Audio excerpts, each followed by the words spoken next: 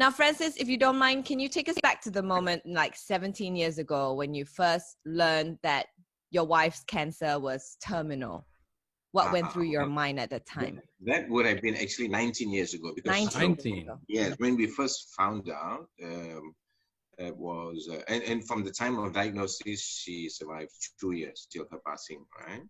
So, of course, it was a bit of a shock because it was already at the advanced stage, and the doctor actually said that, if any treatment is purely cosmetic, it's terminal, it's metastasized, it's it's a very aggressive form of cancer, and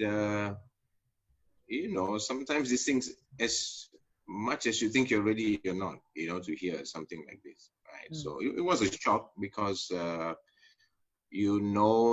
that you'll be left, to manage everything on your own, right? She's not going to survive. As much as you pray, you try all you can, deep down you know that it's going to be a uphill task, and you will be left to to manage the children or the kid, in my case, right?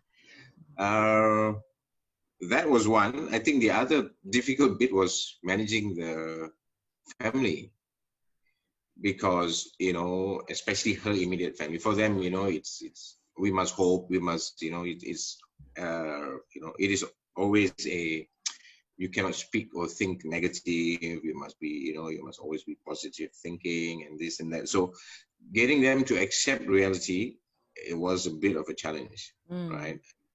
I think until almost the end. So, but we did what we could. I would say that we explored all options possible, and at the end, she decided to go for quality of life because chemo was quite pointless, right? So, and any form of medical treatment was purely cosmetic. So that's why she could survive for 2 years. She was actually, physically mobile and everything, she's doing all that she was doing until the last 6 months.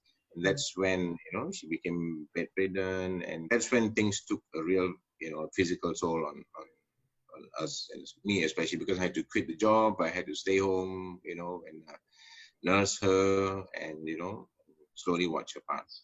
Right? And at the same time, a 4-year-old kid to manage that. Right? But how did you and your child and your wife spend the last moments together? Like, because they always say you have to spend the quality time together. Like, did you made a conscious effort to spend quality time together, just the three of you? While she was still physically capable, yes. Right, we still went for short break. We still went out, did what most normal family or couples would do. We still go to the mall. We still go for we have a small group where we regularly go out for holidays. So we still did all those things, but it's a bit tricky because at the back of your mind you'll be wondering, is this the last? When that kind of thing will pass through your mind. So, but as much as possible, we made the environment and the activities as normal as possible. Now, when she passed on, you said earlier on your son was only 4 years old. Yes. So, that's right. How did you explain to him that what was happening at that point?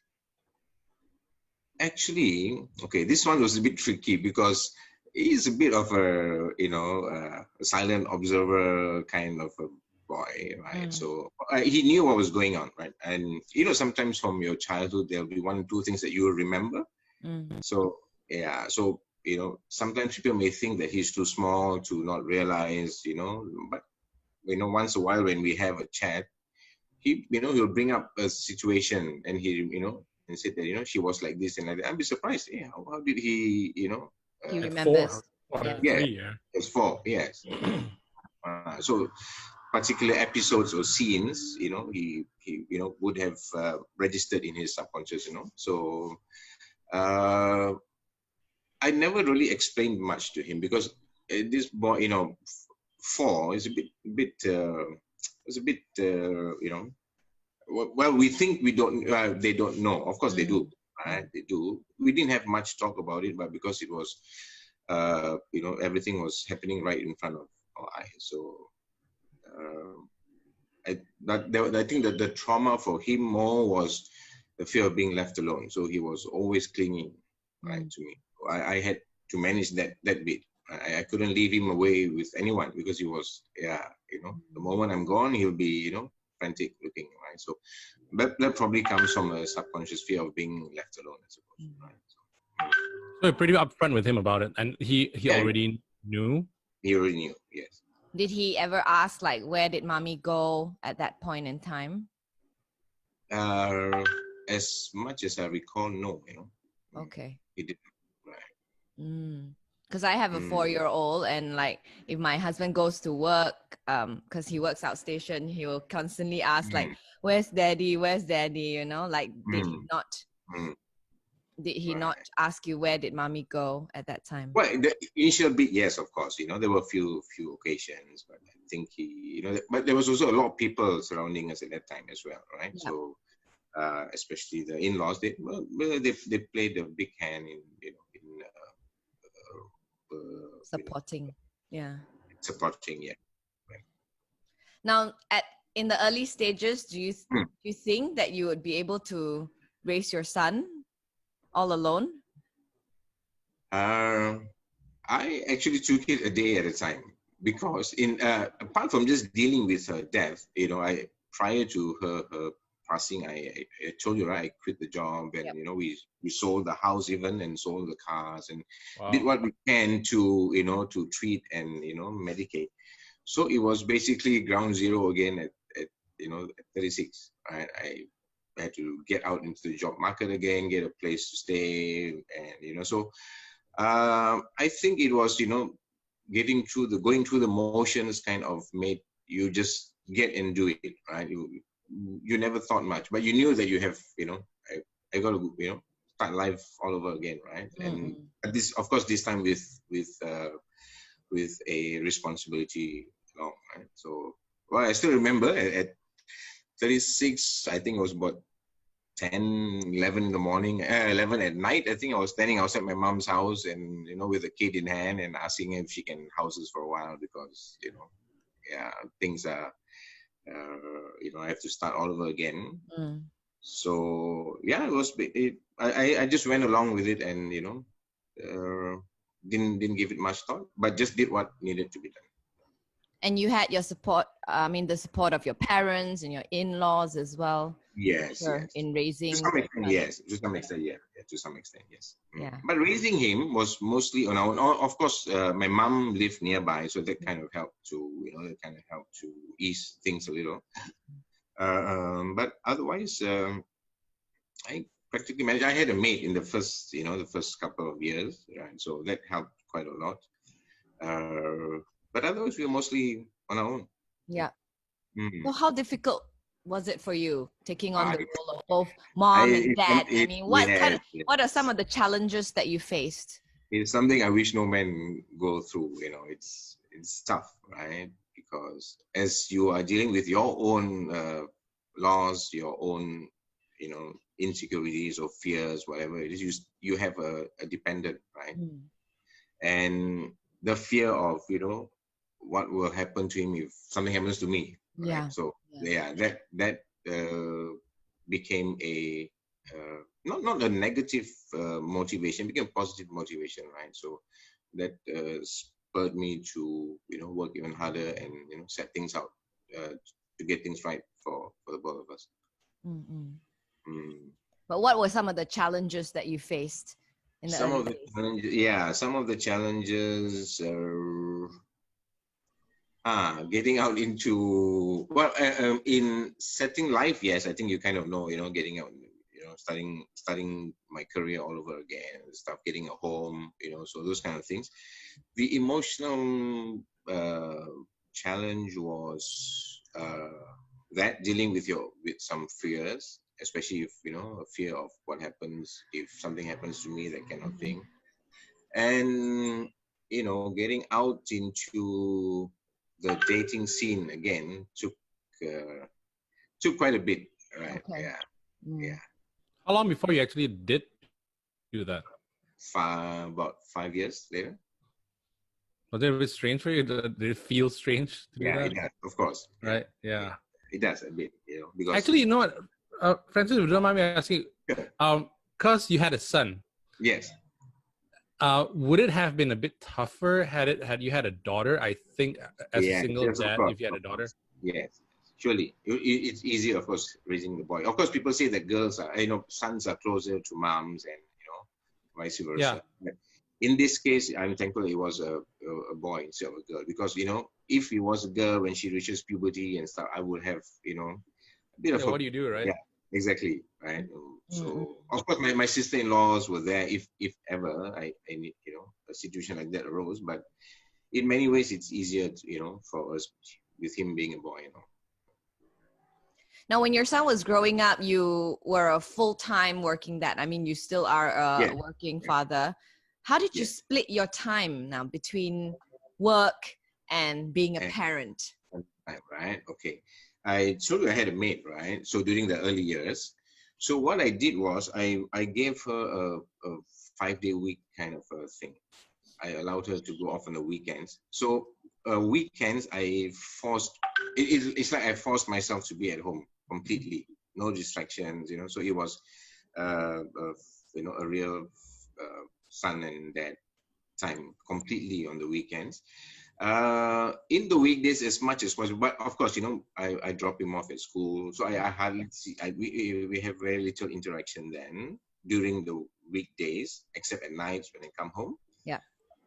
But the weekends was how I managed, to devote more time to being with him and stuff. So what were some of the bonding activities that father and son did during weekends? During weekends, at that time we lived in an apartment complex. So on weekends, and he started to, we moved to a new neighborhood, right? So then he started to make some friends, and some friends from his school who live nearby. So in the same apartment complex, so they started coming to the house. So that's how we, had some good bonding, because his friends were over. Then that's where I started to learn how to cook, and we spend, time doing that. We did other activities like, we went around collecting old newspapers, for example, just teaching him, the importance of, or the value of old stuff, and also the value of not throwing away things, reusing, recycling, stuff like that. I tried to introduce him to music. He didn't have much interest in that, so He didn't take to your kind of music. No, because I think PS was a big distraction, so patient. But having spent like alone time with your child, did you discover anything unique or special about him? Yes, of course. Yeah, I learned that he was a fixer. Yeah, he fixes things. Yeah, I was surprised because one day he just at my mom's place, I think he fixed the TV when he was 6 or 7. Wow. Yeah, so stuff like that. So even until now, right? He's, of course, getting them out of the bed can be a big problem. Young boys and all. But when they're up, they'll be doing something. Something unique, something interesting. So things like that I picked up. I found out that he was also he's a deep thinker. He doesn't say much, but he's always, pondering. And Are you like that? Are you Sorry? a fixer and a deep thinker as well? Did he pick that up from you? Yeah, actually I am also, but I'm more expressive in my thoughts, and he is not. So getting that out from him is quite frustrating sometimes, even until now, right? Because you don't know what's going on in their mind, right? So that can be good, it can be bad also, right? When they are too silent. So there's been a lot of things about him that you realized that it was from your wife, that a lot of elements, right? Yes, of course. There's some, right? Because I think this guy has his own personality. He has some traits of mine, some traits of the mom, and I think he more or less developed his own personality and strengths and traits. Now, at what point, Francis, did it become easier for you as a single dad? Was there a point in time that you felt like, this is not too difficult, you know? I don't know, because the parenting role, especially single parenting role, is never over, right? It's as even when they are 50 or 60, you still tend to dote over your children. Right? So Is that why my parents always still tell me what to do? yeah, of course. See? Interesting. Okay. Yeah. You will never outlive or outgrow that, as a parent, right? When everyone's telling you, let go, let him, it's easier said than done, right? It's not, yeah. Yeah, because he's 21 now. It's easier Of course, now, isn't it? Yeah. But you still cannot but help to still want to, get involved and see, what he intends to do, or, help him a bit to chart, the next course of his life and stuff like that, right? I try not to interfere in his choice of career, but I make sure that whatever he chooses, I nudge him along and get the right tools, and introduce him to the right people to support him in what he intends to do. It's interesting that how both of you sort of overcome the grief of such a great loss together, right? But what did you have to do to sort of acknowledge your loss so that you can be a positive role model, a positive light for your son? Okay, I think did you show him? was about. Yeah, sorry. Go ahead. Sorry, yeah, fine. No, finish your sentence. Did I show him? What? Did you make a conscious effort to not show him that you were grieving at that time? No, I think he knew I was dealing with that issue. So, in that sense, I'm quite blessed, because he kind of did what he was supposed to do. It was easier then when he was a kid than it is now when he's a teenager and now an adult already. Right? Yeah. So I think it was 2 years later after her passing was when I had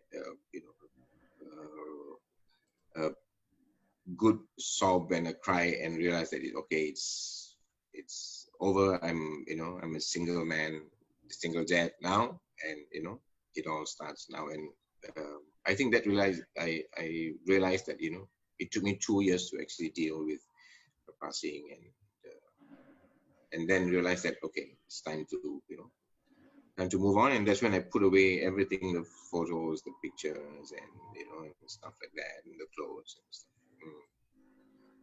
So What about between for us, we never talk much, actually, to be honest, about that, except occasionally. But it's no point asking them, if you miss it. Of course, because of course they're missing the mom, right? Yeah, but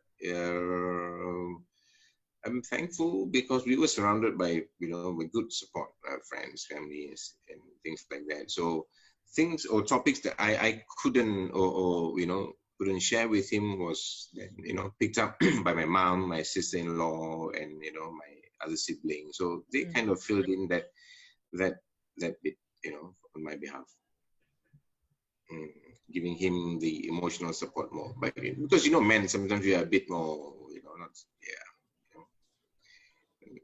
a bit more I won't say repressive, but a bit more quiet or pensive when it comes not as expressive, I guess, when it comes to emotions. Yes, correct. Yeah. Even though the the feelings and emotions are deep, but sometimes expressing that can be a bit of a all right. Yeah. But do you express more of your emotions now with him, like? Well, not about the mom, yes, but like just your emotions. Yes, like, do you tell him you love him and hug him and things like that? Yeah. Some that, but now I think it's more of get your ass out and start doing stuff. Yeah. If not, I'm going to throw you out of the house. That kind of stuff. Does he still live with you? Yeah, he does. Still right. Does. Yeah. Because earlier when you said the challenges about this and that, but I was in my mind, I was like, those teenage years, it's already a tough one if you have mom and dad. Exactly. Teenage years must have been hell for you. He was an easy boy. I'm thankful, right? I think my biggest challenge was getting him to make his room up, right? More than anything. So Even until now, yeah. even until now, yeah, Is he yeah. going to uni, He college? just finished it. He He just just finished. finished his diploma. Okay. So, and that's when this whole thing happened. So he's in that, that phase where, When are you gonna kick him out? I don't know, I keep telling that to him all the time, right? If end of this month, you don't clean, I'm going to throw you. But when the day comes, you probably won't.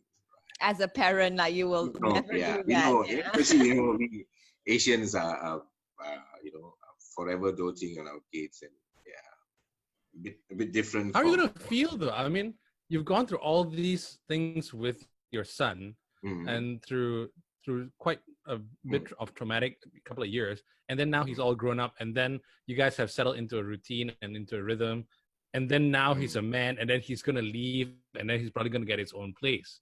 Yes. How are you gonna feel about that?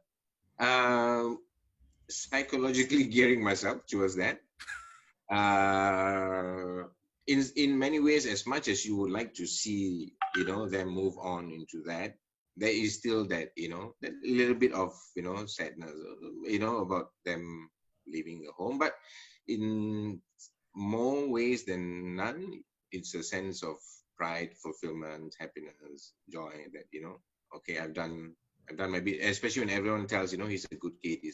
But yeah, especially Asians, we tend not to praise them too much, right? So Yeah. that's the other thing. So let the others do the praising. Yeah. Now, there are a lot of studies that have shown that children of single parents had more adverse consequences growing up, right? Were you ever worried for your son being a child of a single parent? Yes, of course. I mean, if I compare him with his nephews and with his cousins, sorry, right, with the rest of the cousins, yeah, of course he's not only growing up without a mom. The single child syndrome is also another issue to deal with, right? Because he had no interaction at home except for an adult, right? He had no one of his age to hang out with. So, it was always play with, yeah. So it's always school or after school and stuff. But at home is I'm a 40-year-old adult and a 4 or 5-year-old kid, right? So I made up for that gap by like I said, the weekends doing getting into stuff, doing activities together. So once I may not have spoken much emotionally or sharing much emotion, we did things together that made the bond closer. And we were both equally active in some of our social activities, church and stuff. So we were always doing things together. So it was never that he's on his own until now. Now it's different, right? Now they spend more time at home, their space in their room, and with their friends. Friends, yes, correct, yeah. I get along well with these friends. They all love coming over and parking here, and yeah. So you're the cool dad. I try to be, yeah. I have one rule with him. I told him, if you want to drink, yeah, you can drink with me, yeah. I still don't allow him to drink on his own yet, yeah. Okay. But I make sure that I handle that bit. To now that he's he's old enough, then he can slowly learn how to control and manage that bit. Yeah. Smoking is still a no though for me, so I'm not gonna encourage him to experiment that. Now that he's an adult, do you set out rules for him like this is a no, this is okay? How about when he brings a girlfriend to introduce to you? Oh, okay. So well, like he's, like I said, he's a bit of a reserved boy. Okay. So, but I don't know if he's actively seeing someone or not. But he's been dropping some hints that he's close to someone. So so I try to coax that out from him. Get more information and see who it is. And have encouraged him to you know, if you are seeing someone, then, you know, yeah, you can invite her to the home. I like to see her. But he keeps saying, no, no one, Daddy, no one. Yeah, so, okay. So it's an open What's it- communication between the two of you. Yeah, Yeah. yes, of course, yes. Yeah. Because he probably looks to you as a role model because you've been so, in a way, you've also been struggling to get over the loss of your wife, and then you're also trying to play the dating game, Good. and you're a positive role model. Would you have been more concerned if he, like, now he's dropping hints that he may be seeing this girl? Would you have been more concerned if he's like had been a ladies' man, maybe? No. I think it's easier to manage that than if he were to drop a bombshell on me and say I'm a man. If he's a man's man, you Yeah, know? exactly. You know what I mean? Yeah. Yes. Yeah. So I think as much as we are open to, you know, to stuff like that, but, you know, Asians can tend to be a bit more traditional in, you know, in that sense. So yeah. How do you encourage this open communication, even with a teenager and now an adult? Like I said, you know, I try to spend as much time as possible with him, even now, right? Since he wants to choose a particular, you know, career path. So I get involved in the sense of, you know, the discussions. I introduce, you know, the people for him. I sit there with them, and, you know, I play a very active role in what he chooses to do. And, you know, instead of just, you know, just letting go, which is also good. Of course, you know, people say throwing them in the deep end is the best way for them to learn, you know, but you cannot help but, you know, still want to keep an eye and make sure that, you know, he's being coached along in the right path, right direction, you know, meets the right people, so that his steps to, you know, to advancement are faster in that sense. Yeah. But I'm not rushing. I don't have, you know, I keep telling him, I have told him before, I've not imposing any, you know, I don't want you, you know, some people want to see the kids doctor, lawyer, this, that, you know. So I've not imposed anything. I've allowed him the freedom to choose what he wants. But now that, you know, he has an idea what he wants, so I'm, you know, okay. So I try to open some doors for him, and being his only parent, though, Francis, do you think that you are being a little overprotective towards him? Yeah, I think that it's unavoidable, right? Because this sense of, what if something happens to me? How will he, you know, cope? So that fear is real. You know, it's real. You can't avoid that. I think, you know, it's something I have to deal with. You know, this letting go, even until now, right? It's something I need to continuously learn, and that I get affirmation from my friends. I have some close friends, so they play a good role in helping me to, you know, come to realize that, you know, it's okay. Let go. If you make a mistake, let it be. Right? Don't knock yourself over because of that. You know, so things like that. Because I'm thinking, like, it's the two of you against the world. What if he leaves the house and he has his own family now? Then you're on your own. Would you feel? I'm sure you'll feel sad, but at the same time proud as well, right? Yes, of course. Yes, yeah. But I'm kind of looking forward to the day when when he leaves the nest. Yes, correct. Yeah. Because right now at that age, right, the 21, 22 is when they need more of your money and not your time. So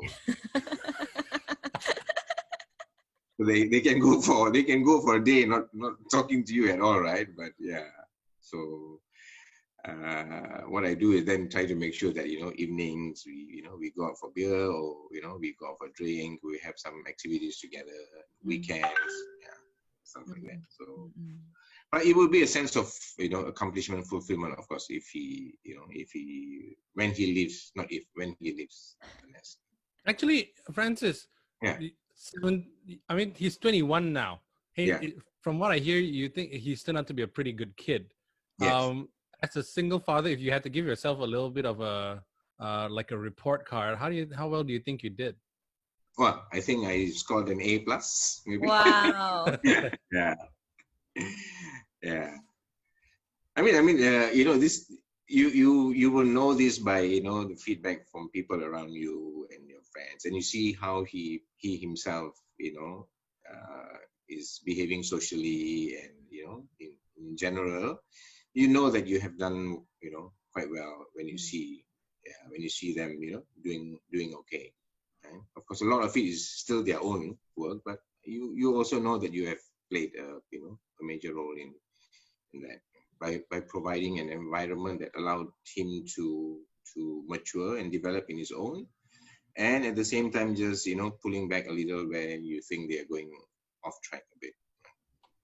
I Great. think that part is the, yeah, that part is the trickiest part, right? Just that, yeah, is how much interference you want to play in their lives, and something, and you know, you cannot, yeah, it's something that you need to constantly remind yourself, right? Because for us, you know, for us, you will forever see them as a kid, right? However old they are, right? So you always want to, yeah, you always want to tell them something, or this not right, this not good, you know, so Yeah. like that. Now, having gone through 17 Mm, years as a single dad, and you give yourself mm, an A plus, do mm. you have any advice for single parents out there who maybe have just lost their spouse? Okay. Uh, it is not the end, right? I would say that, right? It's an opportunity, or it's you know, life presents itself, a situation where, you know, you have to reset many things. It's not the end. It's tough, yes, but I think everyone is equipped to manage a situation like that. You just have to find the strength. It's there, right? You just have to allow it to come out, get into the motions, and you will find that suddenly it's been 5 years, 6 years, you know, and you'll find that, you know, things are not so bad after all, right? And uh, I think they also need, give them, you know, give you time to, you know, to move on, to find, you know, there's no set. Some people can take, you know, 5 years, and it doesn't necessarily mean finding a partner per se, right? It's more of finding yourself, and discovering that, you know, at the end, it's you, right? And a partner may come, yes, may not, but that's not the thing that, you know, that completes you per se, right? A person has to be complete themselves before they, you know, you know, move on into a next relationship, or, you know, having a partner. But of course, it's also good, right? Because we are social creatures, right? We're also not meant to live in isolation. We also need, you know, we need physical company. We need, you know, someone to talk to at night. So it's more of, you know, finding support per se. Never deal with your issues alone. If you need to talk, yes, you know, you must never keep those, you know, your fears inside. Have, you know, one or two friends that you can constantly, you know, chat with, and, you know, and talk to, and I would say that, you know, things will be okay at the end.